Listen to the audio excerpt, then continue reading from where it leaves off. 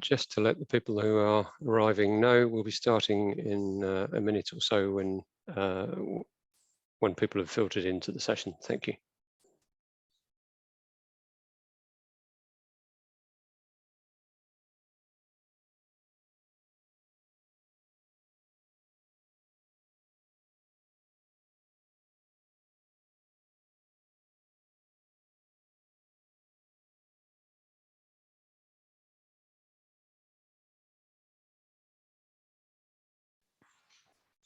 As people continue to arrive, we'll pause for possibly half a minute or so, and then we'll commence this afternoon session. Thank you.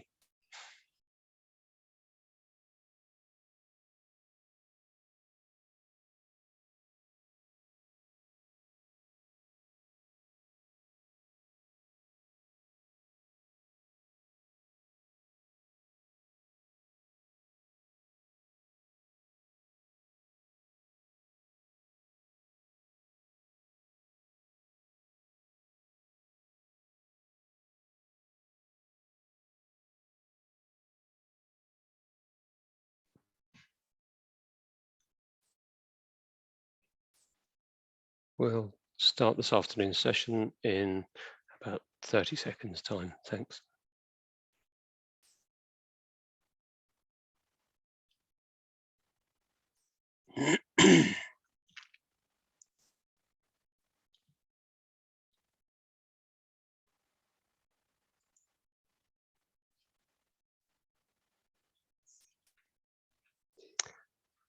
Good afternoon.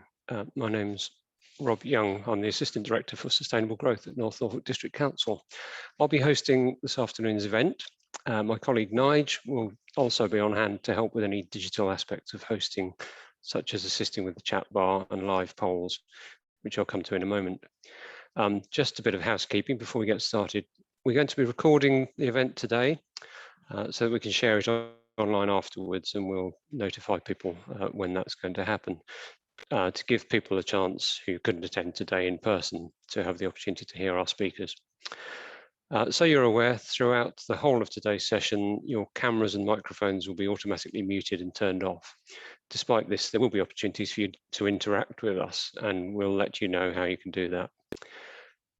So to check that you are there and that the IT is working, you can hear me okay, we're going to pop a couple of questions up onto the screen, which we hope you'll be able to answer for us. Please don't worry, your answers will be anonymous, so feel free to be honest.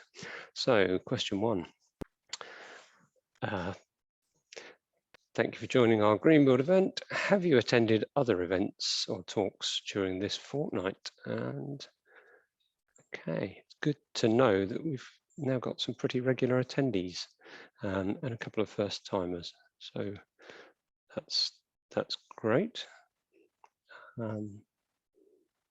Thank you very much. So that demonstrates that we've got some sort of two-way interaction.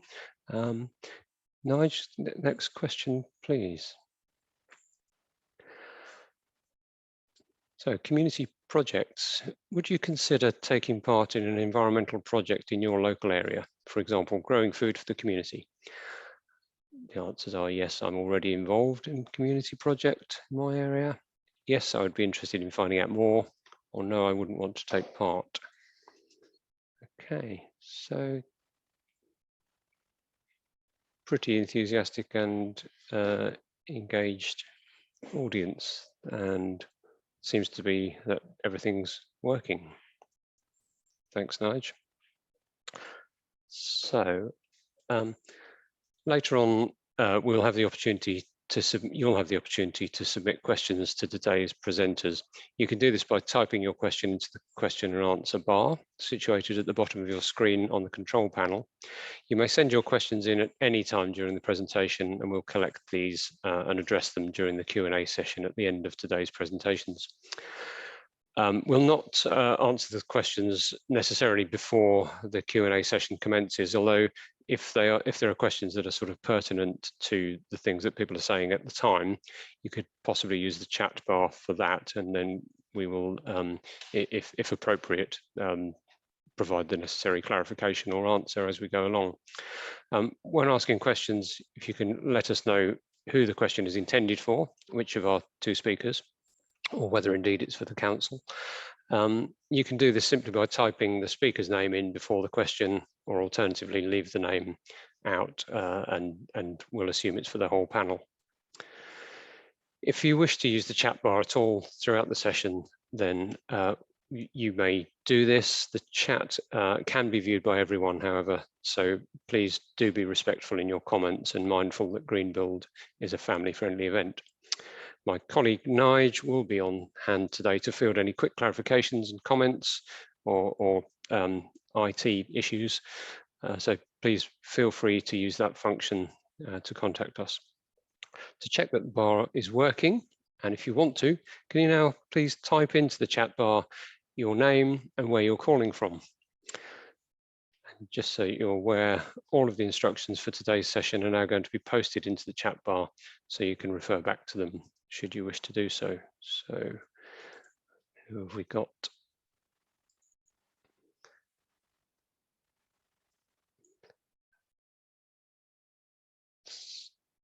Okay, we've got some local participants, some from further afield, Nottinghamshire, and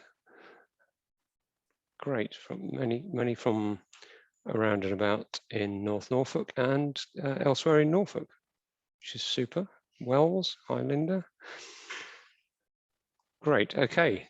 Thank you very much indeed. I'm now going to hand over to Steve Blatch, Chief Executive of North Norfolk District Council, who's going to introduce our first speaker.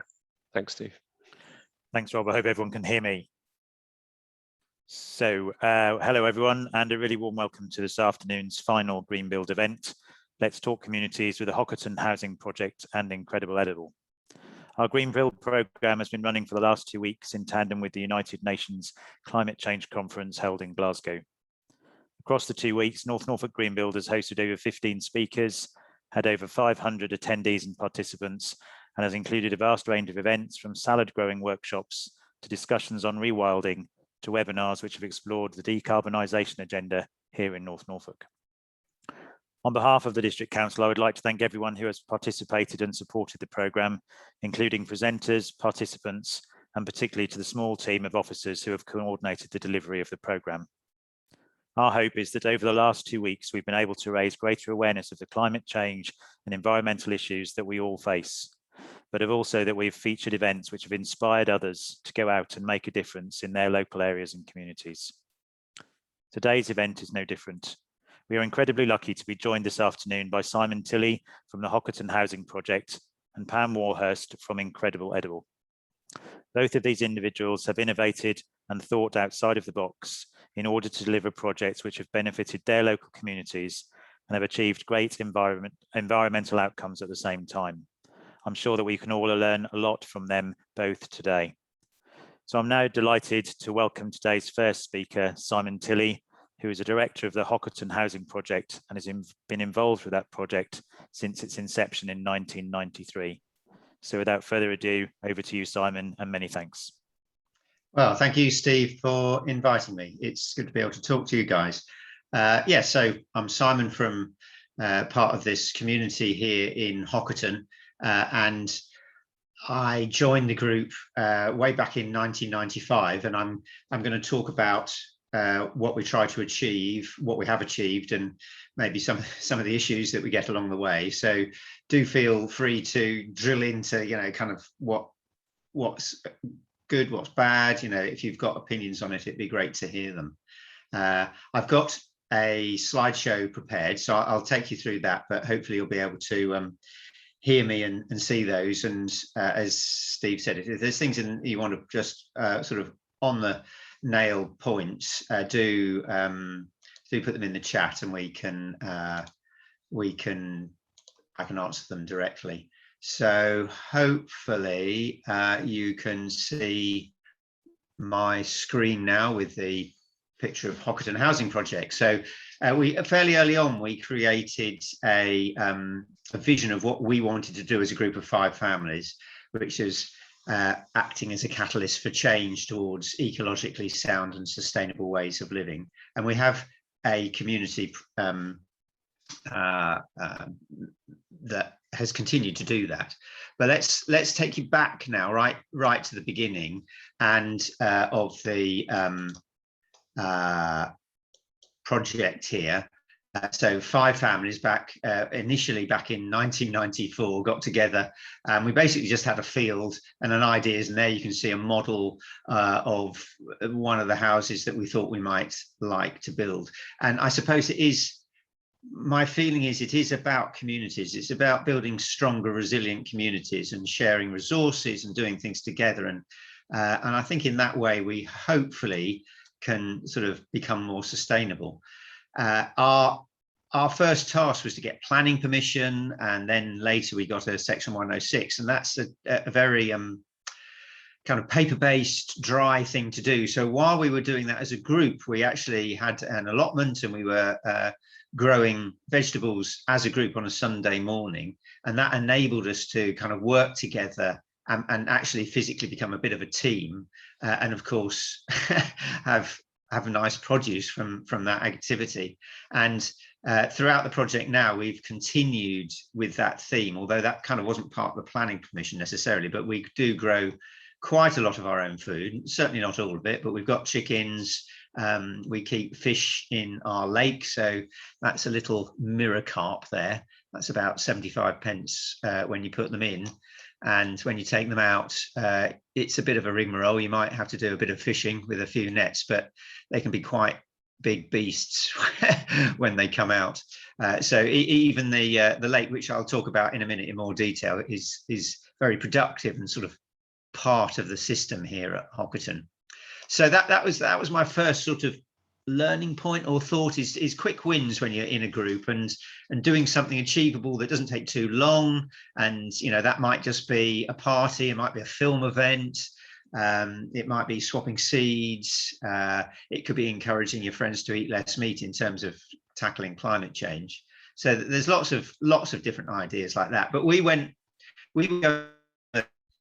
full hog, long haul, and building from scratch a very low energy house. And what is the good thing about this is it succeeded. This is the design which Robert and Brenda Vale drew. The bad thing about it is that not all houses are built like this yet. And actually, what you can see here on this slide is a picture, cross-sectional drawing through the house before it was made. And there's lots and lots of detail on here, which gave us confidence that it was going to actually work. But the main part, if you like, that you can see is this bit here, which is the insulation. And that's because it's so thick. Even at this scale, it's a very thick part of the construction. And to be honest, that is the key. It sounds, it's certainly not rocket science, is it? But that is the key for low energy housing, is super insulating. It's not just a little bit. And in our case, it's continuous right around the outside of the house. And we have big windows at the front with a conservatory. And I'm going to take you through kind of the process as to how we built this, and then talk about some of the extra parts of the project that go around it. And the vision here was to have a house, this table here right down in the bottom right hand corner. The vision was to have a house that needed so little energy to keep it warm that it would keep warm with the passive solar gains and body heat coming from the occupants, which obviously sounds extraordinary when most people have to burn gas, but it's turned out to be that that's what you can do. So yeah, back in 1994. So this is kind of just a very quick run through of how we built it. This is the foundations, which are actually relatively thin concrete. You can see we've dug a bit of a hole and piled up the soil at the back there, which is going to go on over the top. And I have to point out that these houses were built in the countryside and are kind of a solution to country houses in the countryside. They don't have to be earth sheltered to perform in the same way. So that's really important to take away. You can do houses which aren't earth sheltered and achieve the same results. But so the earth sheltering is sort of quite specific to building in the countryside. So our next job then, having finished that thin layer of concrete, it was to put a waterproof membrane down.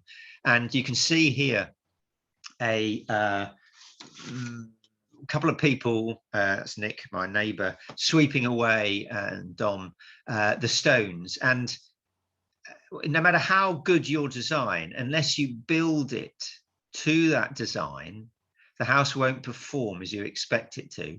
So taking care of the details when you're building, like sweeping away the stones so your waterproof membrane doesn't get a hole in it, is really important. And I think that's one of the things that is potentially missing on quite a few building sites, is the attention to detail. So coming up from that layer is all this white stuff, which is high density polystyrene, which is a very cheap and very good insulator. And the key difference here for our house is this layer is 300 millimeters thick. And that's pretty crucial for us in terms of keeping the heat in, but it's sadly often just not put in sufficient quantity under floors, which is a real shame. You can see in the background there, we've the lake that's just outside my window here is only partly full. It took about a year for that to fill up because it's just filled with rainwater. And then we come on and we can see quite an interesting picture in that we are putting concrete on top of that insulation. And it's quite thick. You can sort of see the thickness on the left-hand side here. The reason we are putting thick concrete is twofold. One for strength, but mostly for energy storage.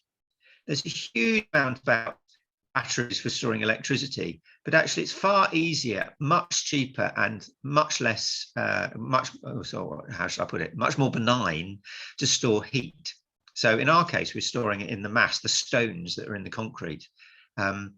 Why is that important? Well, it's because if you're using the sunshine to keep a house warm, we'll have all noticed that it's not so keeping the energy from the sun when it's in the summer for use in the winter can be achieved. So yeah, that's good. I hope I'm coming through okay. I just got a signal from my internet saying it was unstable, but it feels like everything's okay. No wobbles. Some slight wobbles with the sound, but don't worry, I'll let you know if it becomes catastrophic. Okay. Thanks. Okay. So then off that concrete slab come the concrete walls. So these are concrete blocks and concrete ceiling beams. So basically adding to the mass. It's all about high density. And then round the front, we're installing the casings for the windows. And these are unusual in that the casing is made of wood.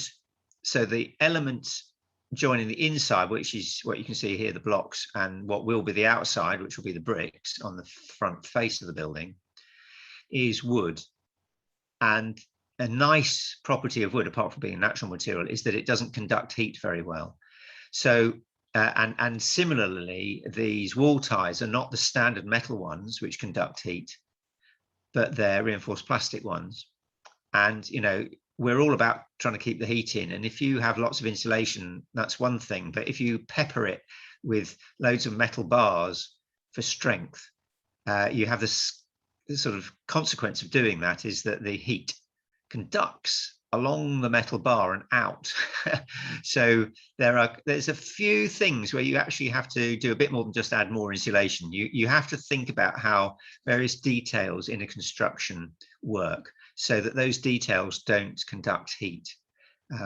They'd be called cold bridging if they were conducting heat. So and then on the roof, we're doing yet more insulation, of course. We're putting a waterproof membrane right around the building, bringing it up, joining it on, and covering the top of the building. So lots of insulation, taking care to keep the water out. You can see all the insulation at the back there. And then around the front now you can see myself and my wife and my son Luke, who's now actually got a son, which is quite amazing really, when I think about it anyway, being a granddad. The house though was in more or less complete. We're waiting to put the conservatory on here. But one of the conundrums when you're building is what to focus on in terms of sustainability, because there's lots of different aspects of sustainability. And one of those is obviously reducing your impact in terms of carbon, which basically means making the house use less energy. But another one is the impact of the materials you're using to build it with. And so typically you try and get local materials, so the transport is less. But in this case here, we did compromise on that. So we focused on not compromising on the thermal performance, but if we couldn't buy elements of the building locally that we needed to achieve that thermal performance, we would compromise on that. So an illustration of that is these windows. So these are Swedish windows, and they're triple glazed, and they've got an argon fill. So they're very high specification. They have a U value of 0.1. So back in 1995, that was pretty rare. Sorry, not 0.1, 1.1. The wall is 0.1. So yeah. So that we couldn't buy an affordable price. We could have had them specially made. But in Sweden, they're kind of what people normally use. And so they weren't that expensive there. So we did import those. So if you like, we relaxed on the only buying local to buy things that were affordable and performed at the standard that we wanted to. So that's the kind of the compromise we made. And then, so that's something to think about, and you might like to comment on that or challenge that, I suppose. There's a few interesting concepts in there, thinking about embodied energy, thinking about life cycle energy. So you might want to raise, I'm not quite sure of your backgrounds, obviously, but that might be something for the discussion afterwards. Here you can see on the front of the house now the conservatory built with the blinds. There's several things about this conservatory that are of interest. It's a multifunctional space, so it's for living in. It collects heat for the house, sunlight for the house.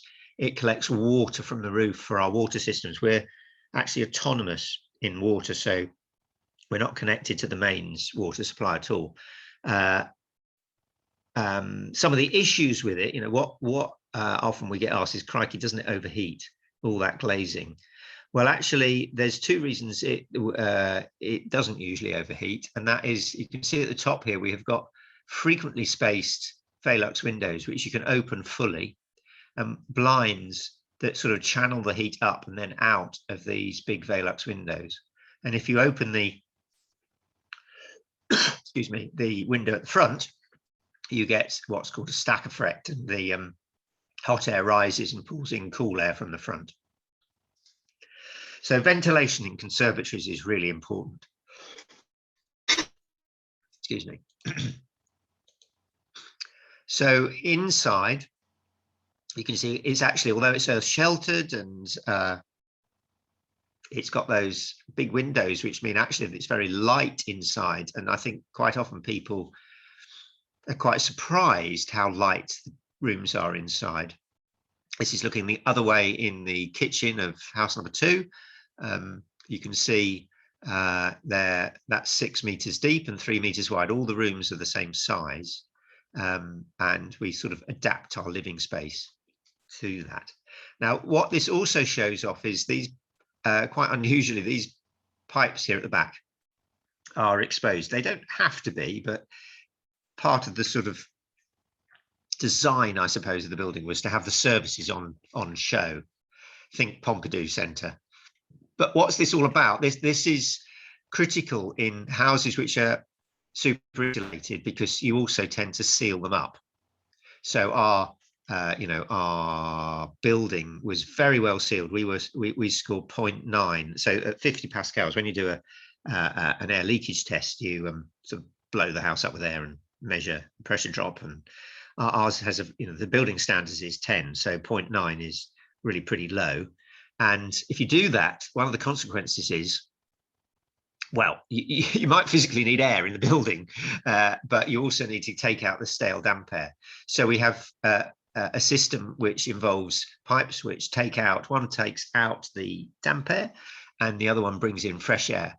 And there's a heat exchanger in each house on the end of these pipes, which means that all the energy in the warm air going out is transferred to the cold air coming in. So the cold air coming in is then heated up.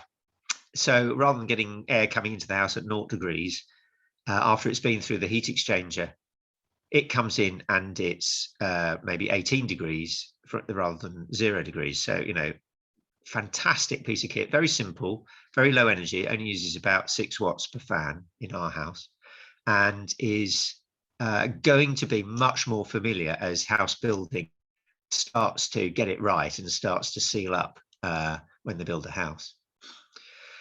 So our focus, this is a pie chart of typical energy use in a house. Most of it is usually on space heating. So our focus has been on reducing that, and we've managed to reduce that space heating to 0 by in that we don't burn fossil fuels to create it. We do have heat, but it's coming from passive gains like the sun and body heat.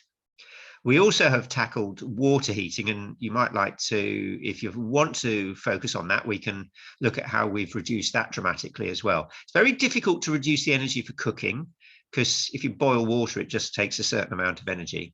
It's relatively easy to nobble the lights and appliances, especially with LED light bulbs these days, because that was a big conundrum. So by doing our super insulation, sealing up the house, we've actually built a house that even on very cold days, so this is a graph in 1998, so we were monitored by the BRE, and you can see it's from July to October. So this is the warmer part of the year. This is a bit of data that was missing, something went wrong. But the purpley line here is outside temperature often going down to minus temperatures. Gosh, minus temperatures in October. Here we sit in balmy 2021 at plus 10 degrees. Who'd have thought it?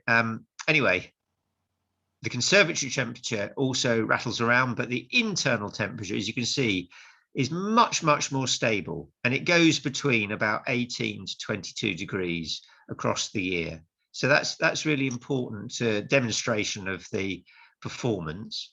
And to achieve that, what's our energy consumption? Well, actually, all our energy consumption goes on things like lights and appliances rather than heating. So it is very, sorry, that's too quickly. It is relatively small compared to, say, my parents' house. So my parents' house were using 80 kilowatt hours a day.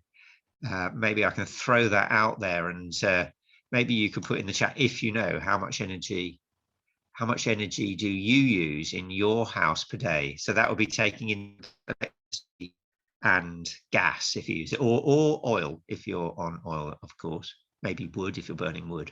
But so this is a graph of our total energy consumption for each house. So you can see the red line with the triangles is this line here. So you can see that's very low, 10 degrees. And then there's house number 5, which is using a bit more. That's kind of the other side. And most of this variation is possibly due to different numbers of people in the house, but they might be averaging about 11, I suppose. So we use slightly more in the winter and slightly less in the summer. And it just demonstrates we're using sort of an eighth of the energy of a typical house, and that's mostly been achieved through super insulation and airtight design. So that's the good news in that it can be done. The not so good news is that it hasn't really been done very much at all since we built these back in 1995. So that's the challenge to throw out there. Come on, let's get on with it and insulate houses better. So I'm going to move on now to just quickly talk about our other systems. So we're trying to be autonomous, and we wanted to produce our own electrical energy. So as well as all that heat energy, we put up a wind turbine. Now this wind turbine on the left here was the first one we put up. This actually took us 5 years to get planning permission, 4 planning applications. Really hard work. Lots of, well, not lots, a few people in the village objecting. Eventually we got it up, it worked, we were building the office here and we wanted more electricity, and we thought we'd put up another wind turbine because that's most cost effective at the time. No objections at all to the second one. And actually the village has gone on to buy, we've got a community owned one with 78 members. This is our one when it's down, so although they might not look terribly big, they're actually, this is a 6 kilowatt machine. It's a Proven. But then we also realized that we can make electricity from the sun directly from these panels. At the time, we got a bit of a grant to help us. So these panels are going on the roof of the house here. And so we're balancing the system. It's really important to balance renewables. The more variety you have, the better, because obviously it's not always windy. It's obviously not always sunny. So, you know, the more different types you have, the better. We've also got focus on transport. So this is the Brox here. So thinking about how we're going to get around, we've got several electric bikes now. And we've got electric cars. So we've had an electric car since 1995, various iterations. This was one we had before the ones we've currently got. This was an electric Peugeot 106. We've currently got 4 electric cars on site now. So we've got quite a long experience of running and owning electric cars. And here we are on the roof of my house, running a tour. So part of our mission, as it were, as a group, has been to try and get other people to copy us, to look at what we've done and take bits of what we've done away and in kind of hopefully improve how we do things. So we run tours for people where they can actually come and see and feel it for real. And you get to stand on our roof, as long as it's not raining. And I've just been up at the, just come back from Glasgow, and this is one, I do a talk on climate change to various groups, and I'm just going to show you 2 slides from it really. This is just to remind ourselves that atmospheric CO2 has been pretty level for many years.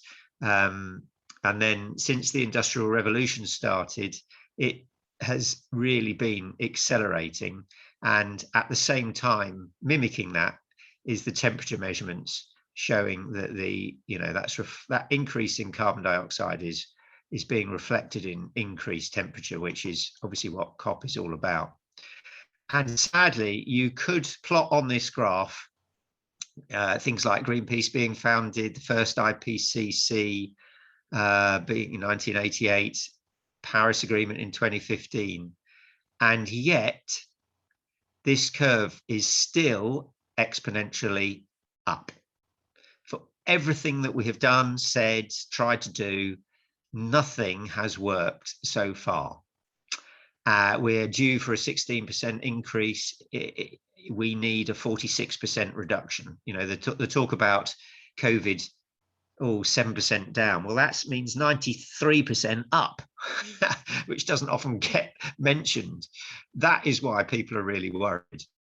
Now, the Paris Agreement of 1.5 degrees is so important because we're going to have disastrous consequences, as we hear on the news every day now, if we go too far above this. And what we get out of this today from the COP will be really interesting, but our current pledges take us to 2.4 degrees, and the policies that we have take us to something like 2.9 degrees. And so unless we really, A, improve the targets, and B, make policies to achieve the targets, we are going to be in disaster zone fairly quickly. And that's why everybody's trying to keep 1.5 degrees alive by improving the targets and hopefully delivering the policies. And I suppose that delivery is basically acting now. I think we all have a responsibility to do everything we can, to be honest, personally, but I believe also getting our politicians to do everything they can to do it. So that's kind of where I'm coming from. So there we go. That's my 20 minutes up, I think. And I've taken you through a bit about Hockerton Housing Project. And just to finish, we run, just to highlight the fact that we run a community business here, which helps people. So we do designs for low energy houses. We run training courses. As I said, we show people around. We also help put up community renewable systems as well. So we've got a fairly broad portfolio. We all take part in this here. So we've got quite a lot of skills and expertise on site. So there we go. I will stop sharing my screen now and come back to you in person. Simon, that's terrific. That's there's so much in just that, and that's the building design and construction. I know there's loads of lessons that you've learned along the way, and we've gathered some questions as we've gone through, which I'll pose to you after our next speaker, if that's okay. And yep. Hopefully you can share some more insights, and we can engage after this event as well to take advantage of some of the services which you've plugged, which you should do so without shame. So I'm now going to introduce our second speaker, Pam Warhurst. I first came across Pam actually when she gave the Sir Frederick Osborne Memorial Lecture for the Town and Country Planning Association earlier this year, which absolutely fascinated me. Pam is a community leader, an activist, an environmental campaigner. Pam was formerly chair of the Forestry Commission and previously served on the board of Natural England, where she led the non-executive board as a non-executive board member working on the Countryside and Rights of Way Act, the so-called Crow Act. And if that wasn't enough, in 2007, Pam co-founded the Voluntary Gardening Initiative, which is known as the Incredible Edible, which she's going to talk to us about today. So over to you, Pam. Thanks very much. Thank you so much, Rob. That's great. And I think when I get to it, you're going to click my slides, or somebody's going to click my slides, because I'm not techie, and I am sat here in my daughter's bedroom. I just want to say, Simon, I adored that presentation. I am hoping to build something quite modest myself next year, and I shall be in contact with you about that, if I may. I do hope that we can have the slides as well, because I thought they were so informative but also so inspiring. So that's by the by. I've gone beyond my pay grade now, and I'm not even started my presentation, but I just wanted to say thank you. I enjoyed that. Okay, so mine is about how we live our lives. As Simon indicated, we have some big issues, and if we're not careful, we will lose all hope that we can actually do something. So Incredible Edible is a kind of response from the grassroots to building hope in our communities. It just uses food as its Trojan horse. And what I'm hoping to show you in this presentation is that I do not subscribe to being a best practice case study. I subscribe to a radical approach about creating a new normal in our society. And I hope I can help more people realize just what power we have in our own hands to change the way we live our lives ourselves. And through that process, God willing, our politicians will get on board. And some of my comments will cross over, I think, with yours, Simon, about Kyoto, Copenhagen, Rio, et al. So growing a new normal. Next, please. Next, please. And again, it's one of these silly presentations that goes click, click, click. There's one more. Thank you. These are just 13 years ago pictures. They're pictures of the town that I live in the north of England, which is in the Pennines. It's a place called Todmorden. It's equidistant-ish between Leeds and Manchester. It's a great place. It's a market town. It's got 15,000 people. It's not big. It just happens to be my home. And if we're going to try and demonstrate a new normal, then you might as well do it in the place that you call home. That's what it looks like. It rains a lot. It's surrounded by great South Pennines hillsides, but they're not terribly productive at the moment. We don't have the peat that we used to have. We don't have the diversity of production on them that there used to be. It's rather a grey area with issues around health and the usual sense of lack of pride, perhaps, and identity. And it used to look like the first two slides, and now it looks more like the last one, which is to say, where there was grey, there is green. Where there were pavements, there is no food growing up. In public places, occasionally private places, in the heart of the town. And we call those propaganda gardens. And they're places where we grow food in order to inspire people to a conversation, in order that they might think, well, I could do that in my back garden, my front garden, or whatever.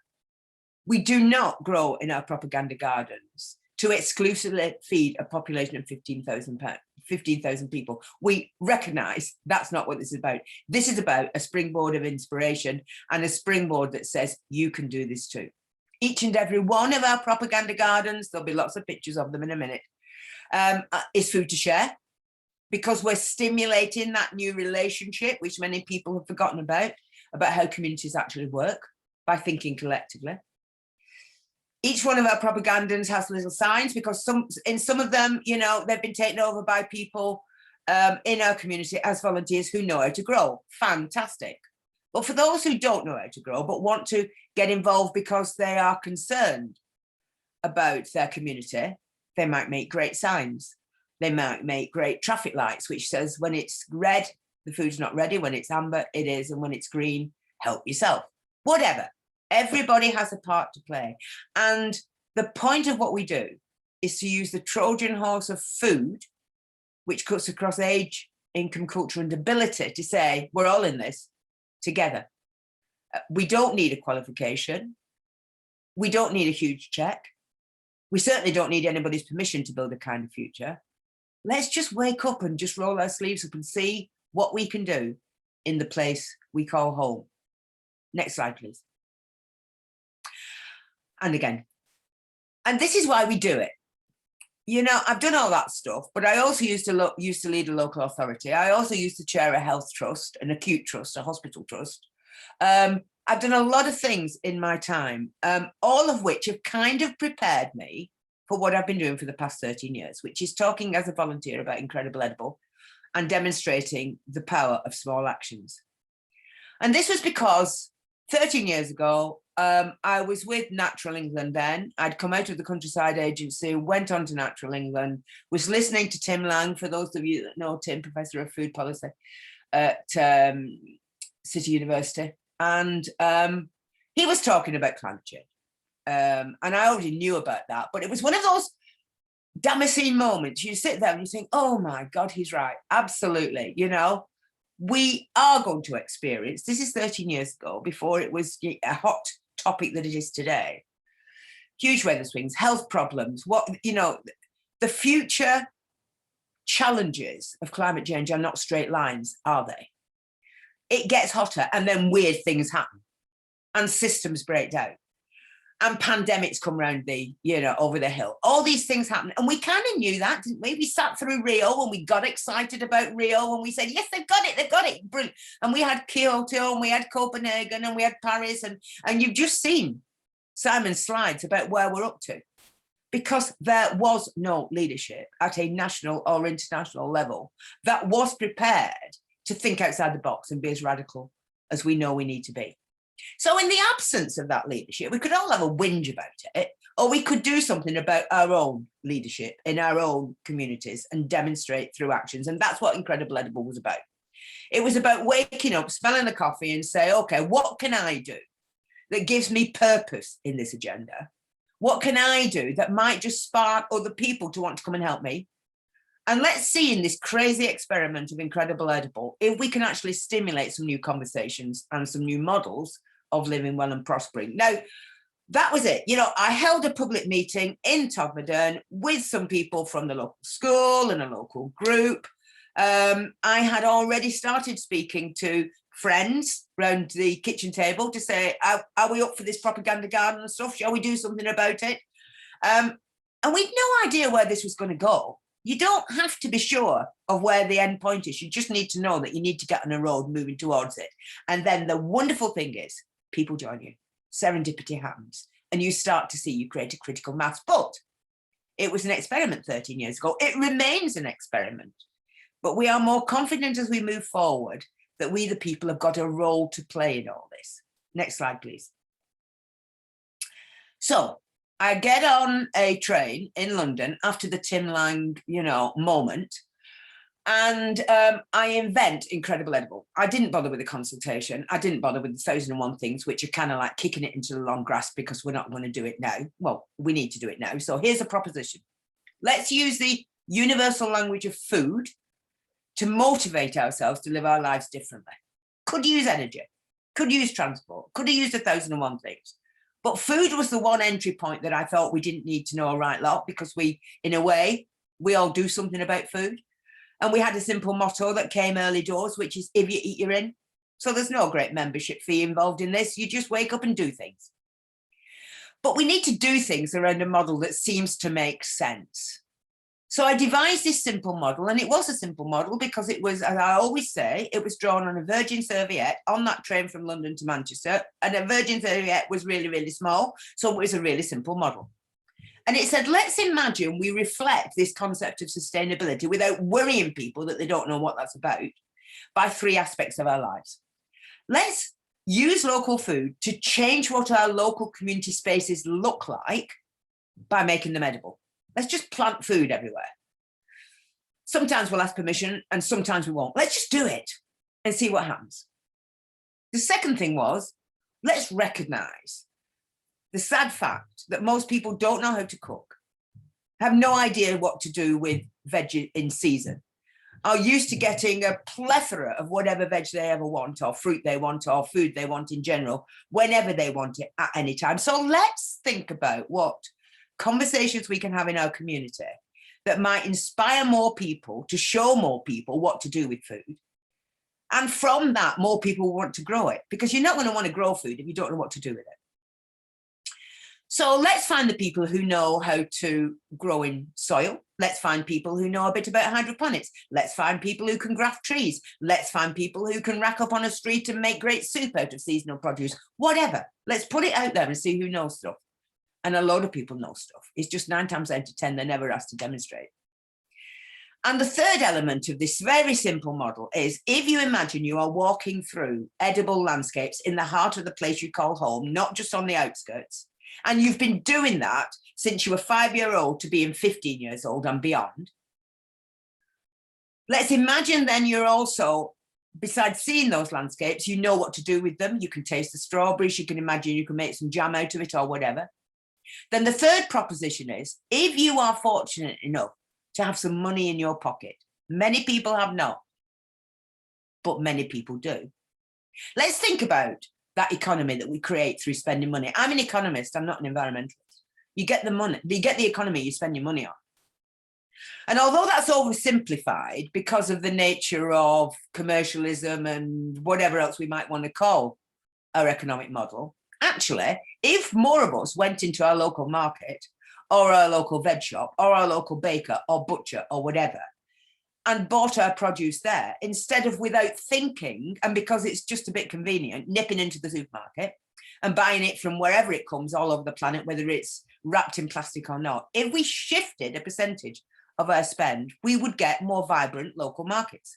We would start to create what I call sticky money economies, where the profit remains at the point of purchase. So that means, just maybe, we get an uplift in the income received by local producers and farmers who might want to expand what they were doing, who might want to take more apprentices, and who might want to employ the farmers and urban farmers of tomorrow. I don't know, but it was worth a punt. So that's what we kicked off 13 years ago. Next, please. Year one. Let's show all these, the next 3 slides. So here is some early beginnings from Todmorden, because this is where we kicked it off, in that place that was my home, Todmorden. We've got some pictures on the left about some early propaganda gardens. We had a health centre in the middle of Todmorden. It was a new health centre at the time, and it was surrounded by prickly plants and things you couldn't eat. Whilst at the same time, the NHS were running multi-million-pound eat 5-a-day campaigns. That was a bit daft. So fundamentally, we had a word with the people who built the health centre, and we said, would you mind if we took up some of these things you can't eat and planted food you could? And they said, No, we don't mind as long as you do it. Don't ask us for money and maintain it. Fine. So we put apple trees, we put pear trees, we did rhubarb because folks in Todd like rhubarb. We turned the back of the place into an apothecary garden with all sorts of herbs in it. We started to grow soft fruits. We did strawberries and raspberries and all manner of great things for kids to walk past and stick in their mouth. And the interesting thing is, 13 years on, this has expanded. And this is something that now is deemed to be more normal. And why wouldn't you want to take your child, if that child has to go into a health centre, through a healthy, edible landscape? Because just maybe we can stop people going into that health centre. The other one there is, and it's just because it made us laugh, is that on our main road, we had a police station and it had concrete in front of it and we wanted to do something about that. So we said to the police, because we're not completely bonkers, would you mind if we did something there? And they said, no, as long as we don't have to pay for it and we don't have to do it and you maintain it, that's fine. There's kind of a trend here, you'll pick it up. And that's what we did. And because we are a network of local people who know where local things are, as most communities do, then we knew where the bits of wood were that we could recycle into raised beds. We had a word with somebody who gave us some cheap soil. We knew how to do the composting, and we planted a range of stuff that didn't cost an awful lot of money, but grew quite quickly, some of which was sweet corn. Not that that is native to Todmorden, but it grows fast, it grows taller than the police, and everybody has a laugh about it. And the interesting thing there was the police themselves could start to see that there was a better working relationship between them and their community as they joked over the sweet corn. The middle one is the learning. It's just some examples, getting kids in there, understanding about oribatid mites, understanding that soil is one of the most vital elements on our planet and that we need to protect it and invest in it as much as we can, get the kids in there. They're actually digging up the police station as we speak. And then the other one was in the health centre, let's get folks together, let's celebrate doctors, nurses, patients, community, and have a great meal of the stuff that was grown around that health centre. And the last one was just an example. We ran a few campaigns. We ran a campaign that's for our local market, because we kind of, this is about thinking on your feet. This isn't about somebody somewhere is going to tell you what to do. That's the whole point of Incredible Edible. If we've got a market hall, and we really love a market hall because it says we care about local food, what could we do? Two things we did. We gave every market trader in that a little £5 blackboard with Incredible Edible on the top of it, and they chalked up anything that was local. So people could start a conversation about, can I taste that brawn? Or how did you make that bread? Or is that local bacon? Or whatever it might be.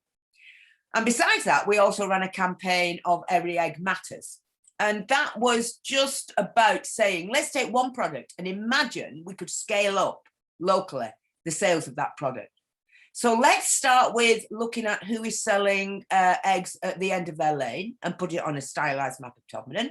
Let's invite more people who have got more chickens who are doing this anyway, but not necessarily connected to other people.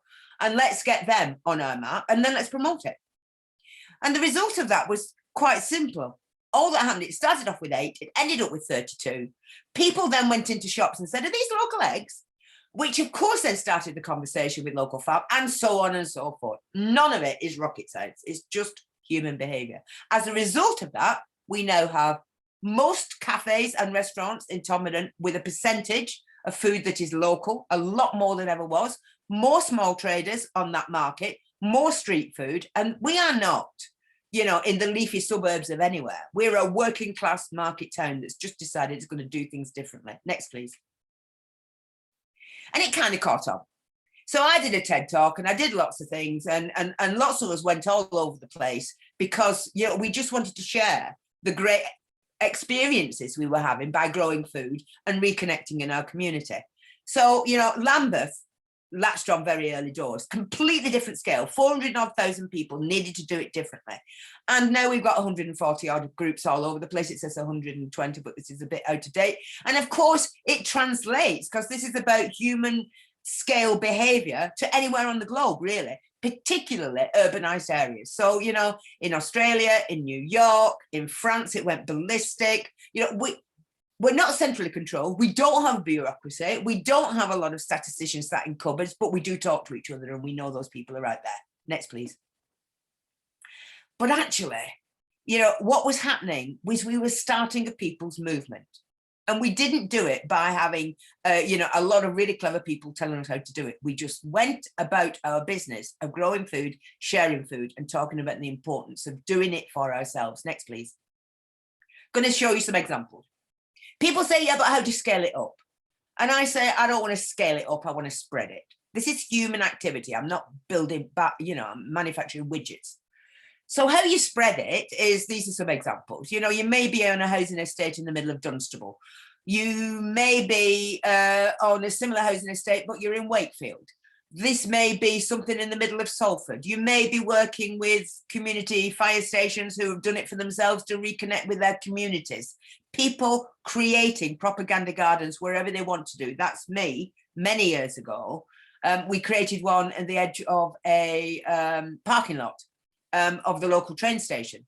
It's much more common now to do that, but we'd started by putting planters with herbs along our platform, which were kind of pretty, but got people thinking about rosemary and sage and all the various uses. And then, we worked with some probation kids and just built those raised beds. And they much preferred doing that than painting railings and mindless things like that. And now it's still there. And every year, it's tended and loved, and, it encourages people to get off the train, have a chat with their kids if they've got them about what's growing there. Yes, you can eat edible flowers or whatever. And just take home the idea that this is beyond their reach. Next, please. In the process of doing that, you're actually redefining your urban spaces. And all you're doing is growing food in propaganda gardens. So this was kind of picked up. The three guys down at the bottom are on a little island in Bute. The ladies to the right of them are on a plot of land in Rochdale, next to a medical centre where they are showing folks, what you can actually do with radish seeds. The people up there further up are in an elderly person's home in the north of Wales. To the left of them, we've got a bunch of great people in Halifax who working in a partnership between the doctor of that surgery and ourselves. We decided that a surgery shouldn't be surrounded by loads of parking places. It would be much better surrounded by food. And so, pre-COVID, about 50 people were turning up from this pretty challenged community in North Halifax to talk to each other, to remember the old days, sometimes to cook, sometimes to grow, but always to feel a sense of purpose through food in creating something better for them and theirs. And the girls down at the bottom are in Portmaddock, incredible edible Portmaddock, who's just won a prize.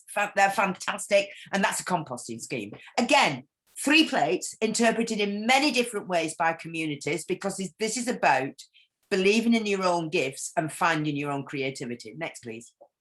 And as a result of that, it has had an impact in how people spend their money.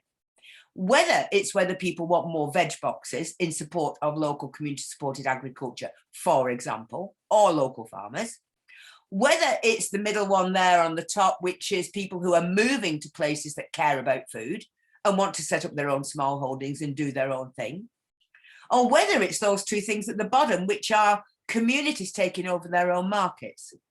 The wonderful stuff that goes on in Middlesbrough, awesome stuff going on, not just incredible edible at all, we're just part of that picture, about reconnecting people to local supply chains and local food through the markets. But on the right, we did inspire people in Bury, the outskirts of Manchester, to take over a rather sad market and turn it into something that the people wanted, with local food providing some of the ingredients for the pizza stall or the curry stall or whatever else it might be. So next, please. This is just a snapshot of what we're doing, 144 groups all over the place. That's fine. Move on, please. But it was only ever half the plan. And this is the challenge, I think, in conversations with you guys. Next, please. How do we make it so that it's normal for everybody to be incredible? That's the question. And you have it in your hands to help make that happen. Next, please.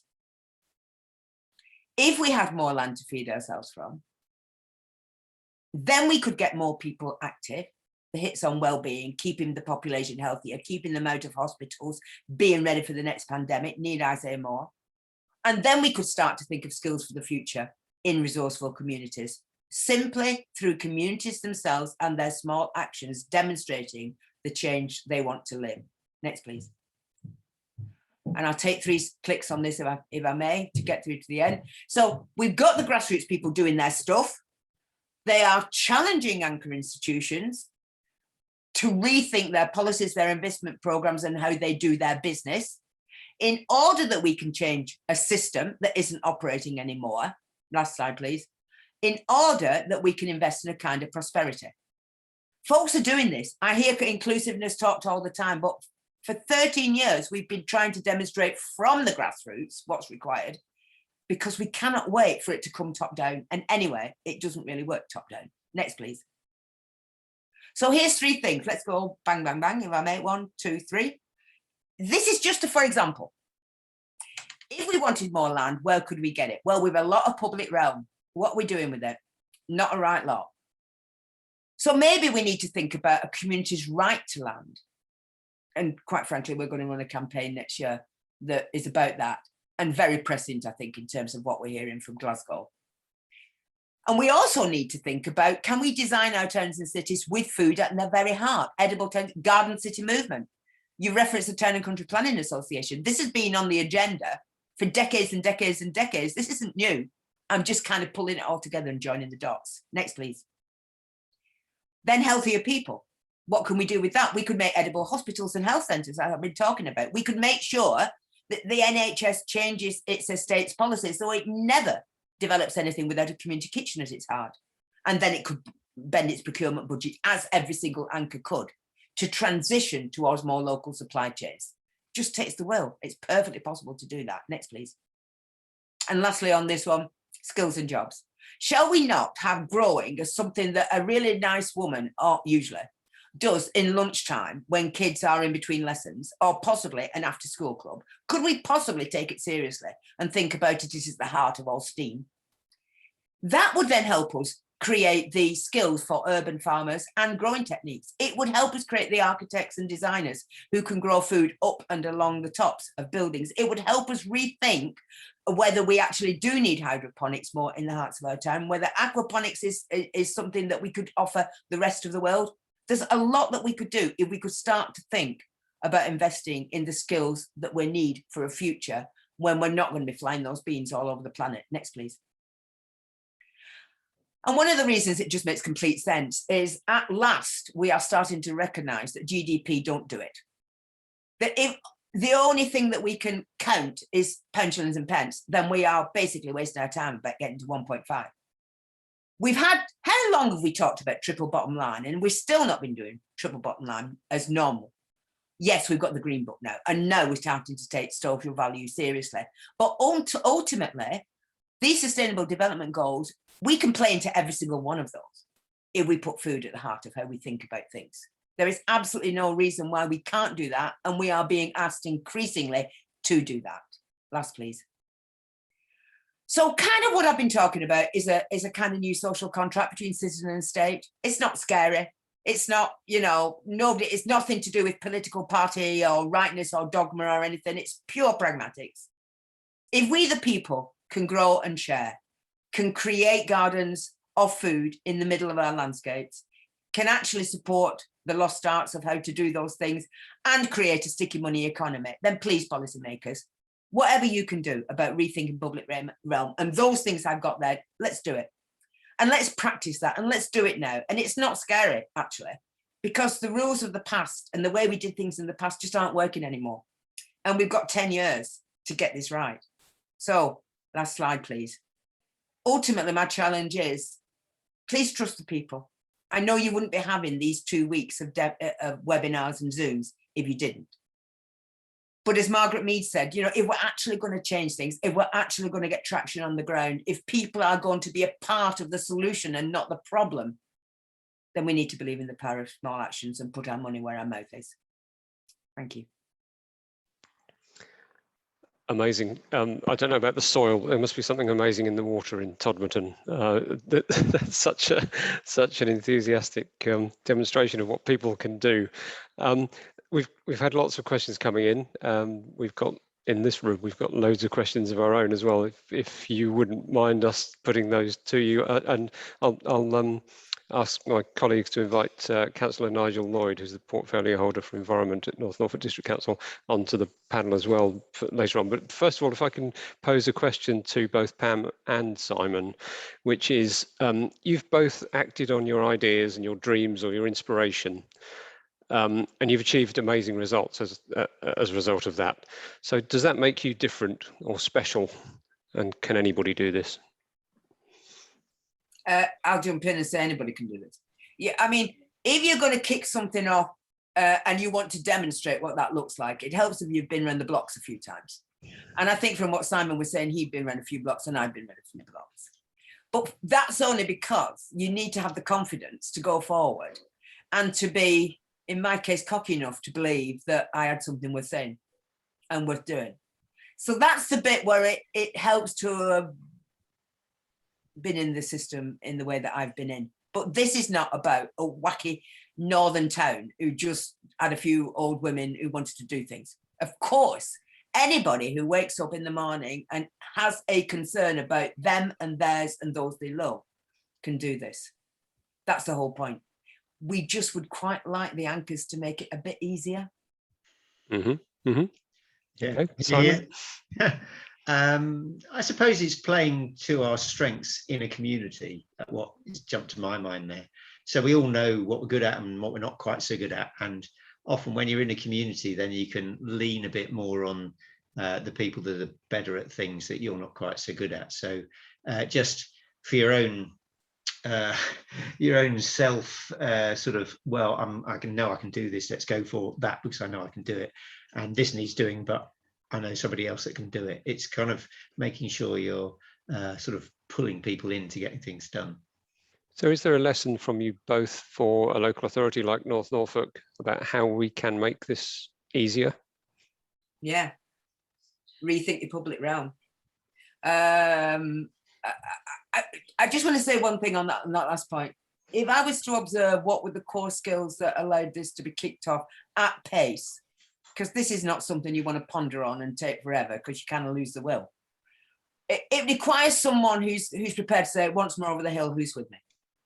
Then it requires a damn good networker who knows where the soil is and who's going to do what. It requires someone who can do what you're trying to do, which is get propaganda gardens going in the first place, and therefore knows about growing. And then it requires a storyteller and media person to tell the story. That's all it requires. A local authority or a combined authority or a health trust, yeah, you have assets that you could sweat in a different way. Have a conversation with your communities about how they want to use them, and then try and work out what the community needs to do to give you confidence and what you need to do in order to build on that confidence and see that this is actually a legacy relationship that's going to change lives for the future. There's a lot that you can do. You're key. Okay, that's great to hear. And Simon, I'm going to sense there was a bit of friction between you and the local planning authority, probably in the development of your scheme. Yeah, it's interesting, isn't it? I mean, I think we're in a funny, odd position with housing, with large demand, and so there's no real natural motivation for builders to change what they do because you can make a profit and sell anything, which is a really tricky situation when we've got to massively change the standard to which houses are built. And I think there's feedback loops, basically. So at the moment, there's very little, when somebody buys a house, they don't have any choice in maybe the color of the curtains, but in terms of the thickness of the insulation or your heating bills, it's very disconnected. So creating connection between people that buy houses and the people that build houses, I think, is really important. So just as an example, if you build your own house, you tend to build it a really good quality, sustainable house because you're the person building it and you're the person going to be living in it, paying the heating bills. So the connection is really strong. So promoting that. And then I think it has to be quite a lot of stick in terms of building regulations because of the situation we're in, where we've got a huge demand for housing need, and you can sell whatever you like. So the only way there is to force big builders really to have higher standards of construction one way or another, and going and, you know, sadly having to go beyond building regs because they're not as good as, anywhere near as good as they could be. So and so within that, and there's a funny combination of building regs and planning where you're looking at place and having, because it's no good having super duper eco houses if people don't want to live in them. And that's where the planning, you know, you have to build communities. So it's not just about thickness of insulation in the walls, which building regs deals with, it's how you build that community, and that's what can be facilitated. Yeah, absolutely. And I suppose the same applies actually to both of these projects. It's about connection to what you consume, whether it's food, energy, whether it's services, and that's what communities consist of, isn't it? That sort of common appreciation of where they are. There's a question here for you, Simon, which is, will there come a time when passive or high thermal performance housing becomes affordable as volume house building? And it was really interesting to hear your story about the glazing coming from Sweden because it was affordable from Sweden. Yeah, so I would say that the affordability isn't the barrier at all. That's really weird. So most people assume it is. Most people assume a super eco-friendly house is more expensive, but that's because typically most people think, oh, we've got to add this on, we've got to add a heat pump on, we've got to add this special thing. The trick is to, and this is where designers have to be really good, is to take things away, and that keeps the cost down. So our houses didn't cost any more to build per square meter than a typical new build house. But that's because we've left things out and they still perform. So we've left the heating system out. We don't have a heat pump. So anybody building a new house that's saying, oh, we need to put a heat pump in, fundamentally, you know instantly they haven't put enough insulation in. If you put enough insulation in, you don't need a heat pump. Simple as that. And so, you know, it's not, I really don't think the build cost is the barrier. It's other. And certainly our experience of building these houses was they didn't cost more to build, and they couldn't, because we had a house that we had to sell and buy and put the money into, you know, this, and so, you know, we didn't have grants, it was our own money, so it didn't cost any, and that's why things like, oh well, we'll have to go and buy those windows in Sweden was a thing, because our budget wouldn't allow us to do anything else. And I suppose people think of eco build or passive house as sort of high-tech housing, but what you're saying, actually, it's incredibly low-tech housing, and therefore it's easy to maintain and cheaper to run. Yes, absolutely. Yeah. And that is the thing to get into your heads. It's not complicated. So a supplementary question on that sort of theme is, what is the design life, or is there such a thing for the houses that you've built? Because we all know the design life for sort of mainstream housing is pretty short, to be fair. Yeah, longer than most mainstream housing, that's for sure.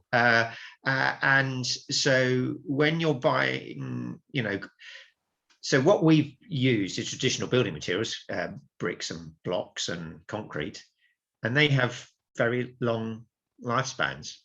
So there's no reason at all why it shouldn't last hundreds of years. And obviously, the longer a house lasts, the more you spread the embodied energy in the construction. So the net effect of that is, you know, is much reduced. My only caveat to all of that is saying, do we actually have any carbon budget for building new houses? Sounds a bit weird as I'm involved in that, but we have such a small carbon budget left to spend that I think quite a lot of the reason we have a housing demand is because of the way we're living in society. Families are splitting up, and therefore we need two houses instead of one. Maybe we should work out how to live in the houses we've got more efficiently. Yes, and that sort of carbon payback, if you like, from the embodied carbon in the build. Did you make calculations about the sort of payback period? So that's compared with conventional housing. Quite technical here, if you want. So we there's been a few studies done of that. So this house, which is high mass, was compared to a lightweight super insulated house, and so we were using 16 gigajoules per square meter in terms of the embodied energy, and the lightweight house was using 15. Now that's interesting in that the difference isn't too big. We did use a bit more, but that means the switch over, because the lightweight house has to use heating at some point because it can't store heat, can't store the summer sun. So it takes about 10 to 15 years before you're in credit, as you were, net. And then obviously after that, our houses use significantly less energy and significantly less carbon impact because of that over the rest of the lifetime of the house. And so one of the things, just a practical, why is that? How can we do that? Well, because instead of using concrete in the foundations, we have very, very thin foundations, and the concrete goes inside the house, makes that, it's a raft construction. The house is really strong and rigid, but floats on the moving ground. So the concrete isn't wasted in the ground, holding the ground together. It's performing this double function of holding the house together in a strong way and storing heat, which means you don't need a heating system. So it's that, and so you're not actually adding very much to the embodied energy, but you're just switching around how you're using that material. So that's just an example of how we've kept the embodied energy down. Mm-hmm, mm-hmm. And on the theme of sort of making better use of space, so this is a question for Pam, but I think there might be some insights that you can provide as well, Simon. So Pam, do you have any, this is a question from Margaret, do you have any people offer their gardens as spaces? And I've often thought that it would be a good win for elderly people, etc., who struggle to maintain their gardens. And I think possibly in the Hockerton project, there's some communal garden space, so there could be some lessons there. But have you dabbled in people's gardens? Yeah, right at the very beginning, Mary, that kicked this off with me, has a garden on a main road, almost main road, and she turned that into a propaganda garden. We put signage there and the like. We are one of many movements that are not about the specific, but about although food is specific, but about inspiring people to stop being victims and work out what they can do for themselves. That's what this is actually about. And that is very difficult for a percentage of the population, but not that difficult for a lot. So there are many groups that are thinking about community supported agriculture that instead of using a field are using a collective of gardens. And that is a local solution if that works. And we would celebrate that. And that would be part of our movement. And it may well be that in our 140 odd, and certainly the thousands of people all over the world, folks are doing that. I know it happens to the extent to which I don't know. But obviously it's about, right, what have I got and what can I use? That's kind of where this is coming from. And if part of that is private gardens, then great. Mm-hmm. Yeah, great motto. That, what have I got, what can I use? Yep. Simon.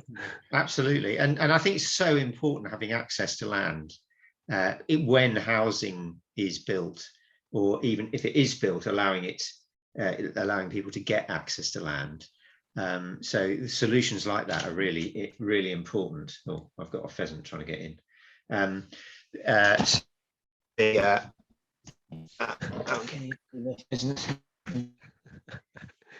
Oh yeah. He's trying to join in.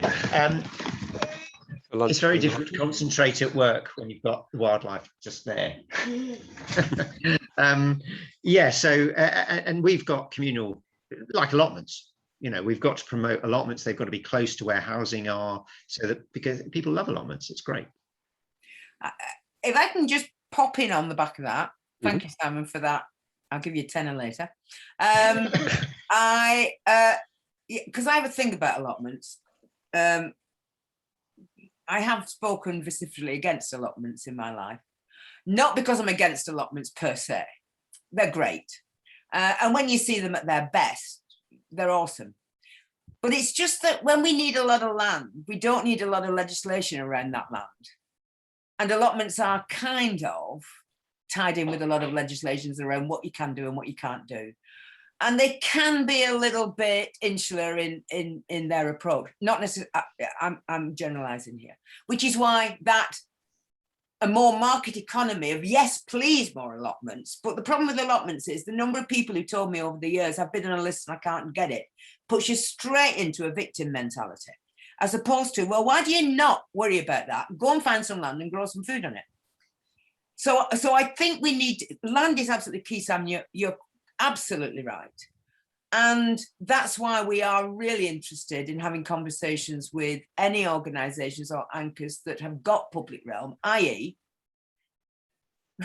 land funded by the public purse, which you might think was for people, to actually start to think about, can we find a better use for that, for society, for our health, and for building kinder connected communities. Mm-hmm.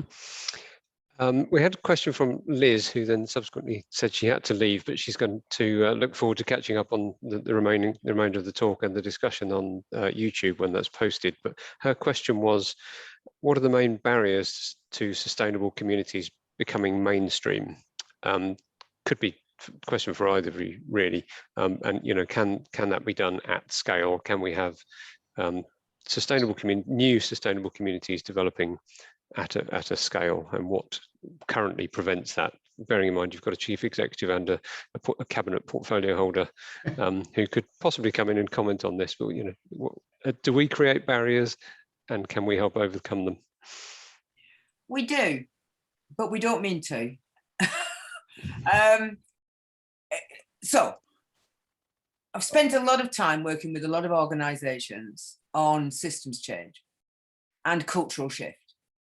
And the reason I've done that is that we know the traditional ladder of doing to, then doing with, then and all that stuff, on the whole, doesn't produce the outcomes that we actually want. So we need to think, this is why the only reason, and I know it sounds a little bit, oh, that's all a bit weird and off to the left and what have you, and I'm not trying to say that. We do need a different relationship between state and citizen, and we're both responsible for that. And together we need to have the confidence to work out what that is. It's not, I'm a poor citizen, you've got to change everything you're doing, local authority. It's, I'm a citizen and I've done this. Are you willing to have a conversation about that? And then the other way around. So that together we can design places that operate well at a human scale. We can capture the energy of our citizens in finding solutions when we have been severely cut back in the public sector. There's all these things so it is absolutely possible to do that, but it's two hands clapping. It's citizen, stop moaning about it and do something about it, and it's state, let's think what we could do differently with the assets we've got to bring that new relationship together around place, because it is about place, and build those sustainable communities, and together we can absolutely do that. Mm-hmm. Steve, did you want to come in there about the role perhaps of state, which in a small way, this is what we represent in North Norfolk? So I think, yeah, I don't disagree with anything Pam has said. I think obviously North Norfolk is a very rural community, so we have quite strong community groups and mutual aid and support, which I think is reflective of many rural areas rather than the sort of greater anonymity and less strong coherence of identity in larger urban centres. As a council ourselves, we are not a large landowner. We don't have many sites that I would say we would have that are where that could be given over to community gardening schemes. So some of our communities have asked for more allotments, and we have had queues or waiting lists for those, and that is something that current planning policy seeks to address, the increased provision of those, because their supply doesn't necessarily match demand. New houses have smaller gardens, and so it's often people who are in new housing that want an allotment rather than perhaps in older housing who have that personal space. So I think the challenge is there. I think if I'm honest, in North Norfolk, land that's in the public ownership is largely with the health authority, actually, and I can think of 2 or 3 sites in the district where we have large health estate which is underutilized and would offer potential. And rather than land that the district council owns. And the paradox is actually by gardening that land can be better for your health. Yes, absolutely. Yes, yeah. Absolutely. Yeah. We had an interesting comment come up in the chat, which was someone, Nicola has said her sister has been told not to grow too many strawberries on her allotment! Exclamation mark. Fair enough. That's Yeah. gardeners for you. One, just a sort of a point, I think that some of how sustainability has been viewed in terms of it must be more sustainable to have higher density housing is a real blockage. I think that, you know, that's based on maybe there's less transport going on because you're all living very close together, but it so ignores so much of what else is important. You know, in terms of the total impact you have, you know, how far is your food coming? And if you're growing it locally, it comes much, you know, a shorter distance and access to all those feedback loops that you get when you're living in a lower density place. So people look at our site here, they see 5 houses and 10 acres, and they say, crikey, we couldn't possibly do this around the whole country because the density is so low. But actually, what we're doing is trying to meet all our needs from those 10 acres. And if you look at high density housing, their needs are being met from land, but it isn't around the house. It's these monoculture fields, and quite a lot of the land is in another part of the world. And the connection is a huge lorry that has to drive from one place to the other. And so you've got to, if you take all that into account, it's much more sustainable actually to have lower density housing that productively uses the land around it. And then happens also to care about it because it's their land. You know, why don't we put chemicals down our toilet and our sink? It's because it goes into our lake, which we swim in. Mm. You know, it's those connection loops. If they're really small and tight, there's much more ownership and, well, there's more control, more ownership, and you become more sustainable. So I think it's really important to reconsider fundamentally, you know, what is, in terms of density, what is most sustainable. Now, it's horses for courses, obviously, because we still have towns and so on. But I think we need to allow low density housing or low density housing community in the countryside. Yeah, and same kind of concept as Pam's sticky money, I think, and sort of thinking about whether this could be applied to existing residential areas and towns and cities. And Pam's illustrated that it absolutely can if you just change the way in which you use the land that is there. So yeah, that's fascinating. So the next question for you, Simon, is you've had a good period of time to sort of demonstrate your project, but it's gone beyond a pilot or a demonstration or an experiment. But are you able to comment on the challenges that you've experienced along the way and how other projects maybe can learn from this? So yeah, so we've got currently there's 9 earth sheltered houses being built on a farm near here, where the farmer's trying to build houses for the people that work in the village and on the farm. And the challenges that we've had to overcome, I suppose, you know, so it is spreading out, but it's kind of pebble in the pond and the rings are going out, but actually most of them are right round us, and then there's a few further away. But is overcoming the inertia in the building trade, you know, because it's very conservative with a small c, in that you build a house, you know how to build it, and you build another one like that one because it worked. And we've got to do some pretty big changes, and so we've got to get that moving much more quickly, and the risk taking more there, and facilitate that somehow. We've got to enable those big changes to take place. So you know, we as individuals believed in the design we had in front of us that said we don't need a heating system. That's quite a big, you know, that's quite a big risk. And we were just mad and we did it.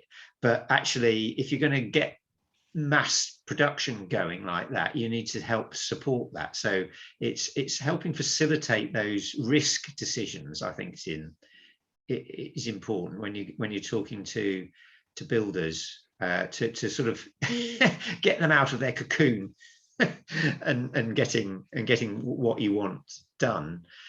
But there's The heat pump thing I think is a really interesting thing, because at the moment it's being touted as a solution.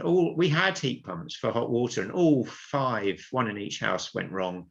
Nobody replaced them. They weren't as good as they said on the tin. I think that's a huge issue at the moment with the rollout of heat pumps in retrofit. As I said, in new build, they shouldn't be there at all, because it just means there's not enough insulation.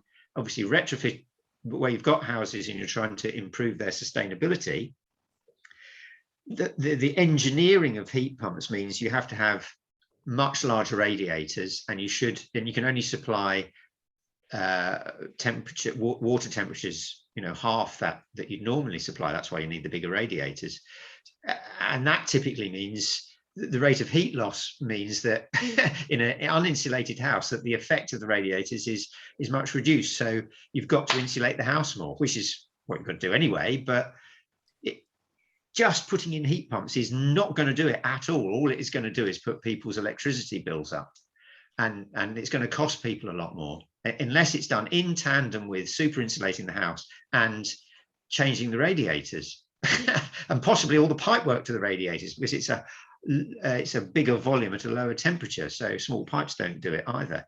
So there's a lot of issues, I think, around that. We've got a technological solution, throw it at it, it'll work. Just going to add to disaster, that. I'm sure there are lots of sort of phrases buzzing around in our heads that are emanating from COP around those themes and government policy on things. So you mentioned, you had to be mad to do that particular thing, to not put heating systems in. So it's a question really that was posed for Pam, but this is, so your propaganda gardens, interesting phrase, and the power of small actions. Is it possible to do these sorts of things without being considered to be mad or fringe or guerrilla? And have you got into trouble? No. Yes, it's possible, and no, you don't get into trouble. I mean, I think you need to go in there with good heart, and you need to go in there to work out how you build your credibility and tell your story, and get to your moral high ground, because that's where you need to be. Because you're trying to shove a system around a dial that's full of great people in a system that's not working. And so you don't want to go and poke people in the eye. You want to bring them. So it's about being positive, not negative. We don't have placards. We don't tell, we don't go on Twitter calling. No, we don't do that. We wake up in the morning and we demonstrate through our own actions and our own resources as much as we can what we're trying to do. We tell the stories, and we can shamelessly nick those ideas from the Incredible Edible website if it helps. We have got gifts, and people can't stop us offering our gifts. They may not want them, but they can't stop you offering them. You're trying to build something that brings your communities to a stronger position and a more kinder position, and that is inclusive of people wherever they've come from in the world. What's not to like about that? You're trying to take people out of the illness system and into a health system. What's not to like about that? You're trying to prepare young people for skills in a future that's going to, and you're also trying to bring hope in times of mental crisis. What's not to like about that? So, we need to just get over ourselves that this is wacky, because that's just a rationale for inactivity and inertia. So, anybody that wakes up in the morning and thinks about the next 10 years wants to try and find the end of a thread that they can follow. And if they have the skills that Simon's got, that's one. But if they don't believe they've got any skills, they can wake up and grow food and share it and tell the story. And that's kind of what Incredible Edible's about. It's not for people necessarily that have got a lot of nice or even connections. It's about people who've got fantastic skills, gifts, and can be absolutely magnificent in their communities. Just waking up and doing it. Dare I say, so a good dose of northern pragmatism, no gimmicks. Always pragmatic. I've got one more question for you, Simon, which was, do you eat the carp? Are they nice? Or do they serve some other function, some other ecosystem service? So I've never. They do serve an eco function service thingy, but I'll come back to that. But edible. I think they're definitely edible, and lots of people around the world eat them. And there's a good fisherman's tale that says, "Oh, they taste muddy. You don't want to eat them." And that's because they're fishermen and they want to fish them out next time, so you put them back, which is fine. But actually, yes, you can eat them. We don't eat them very often. We help stock, and there's a community group that runs an educational thing for teaching children to fish, where I'll sort of go on to, but do sometimes fish them out and barbecue them. And if you're, I mean, I think they are sort of maybe a bit gamey. It's a bit like eating pheasant or something like that. It has a stronger flavour than you might expect from, say, cod or something. But it's very edible. It's a nice flavour. And I mix it to get it past the children. I used to mix it in with the other fish. So, you know, there would be a third carp and a third cod and a bit of haddock, and then they'd not notice that it was Very thorny, pie. It's thorny though, isn't it, Simon? I mean, we tied between carp and tilapia for an aquaponics test that we did. We ended up with tilapia. Have you thought of propaganda ponds, Pam, at all? Yeah. Well, come on. Norfolk, you can do it. Let's have them. Yeah. So right. The environmental services, that because our we have an aquaculture pond in that's the lake. That's the big thing that we have. But we're putting our sewage into a settling tank and then into a reed bed, and that goes eventually into the lake. And so that's basically a nutrient load going in to the system. It's cleaned up, but it's still nutrients going into the pond, and the wildlife grows in the pond. The fish eat that, and then if you take the fish out, you're taking out that final element. Otherwise you'll get a buildup of nutrients in the pond. So it is part of the whole process to sort of keep it going round, is to take the fish out. Okay, well, you've both been enormously generous with your time. We've been fascinated by your presentations. We'll be sharing those through social media, and I'm really grateful. A massive virtual round of applause to you both. If I could just round up with a few words. The COP is about to wind up. Our Greenbuild event is now coming to an end for this year, and we'll be holding it hopefully for real and possibly virtually in future years. But you know, the COP will hopefully be a watershed for what's happening for life on Earth. It will be a momentous global occasion. We all hope it will change things. One of my favourite quotes is that don't judge each day by what you reap, but the seeds that you sow. And the aim of this event really has been to sow some seeds, and you've really helped us to do that today. You've sown the seeds of ideas, which all of those people who are listening now and when they look at it online will then be hopefully enthused and propagating their own small gardens or new buildings or whatever that happens to be. So really grateful to you for that. I just want to close by saying a huge thank you to all of our participants, all of the speakers that we've had throughout the event, everyone involved in organising it, specifically to the people who are in the room here with me today, Annie, Nige and Tracy, and Councillor Nigel Lloyd, and of course Steve and the council for putting on and hosting this event. I don't know whether Nigel or Steve, you want to just say some final closing comments? If Nigel wants to, that's fine. If not, I'd echo fully everything that you've said, and thank both Pam and Simon for their contributions this afternoon. Your time's greatly appreciated. Thank you very much. Nigel. Yeah, I'll echo everything you just said, Rob. It's been a great couple of weeks, actually. I wasn't expecting to be online, so I was just sitting here enjoying the show this afternoon. But thanks everybody for attending. I hope everybody enjoyed it. I know I have. So without further ado, let's close the event. Thanks very much. Perfect. Thank you for inviting me. Much appreciated. Bye-bye. Thank you. Thank you. Bye.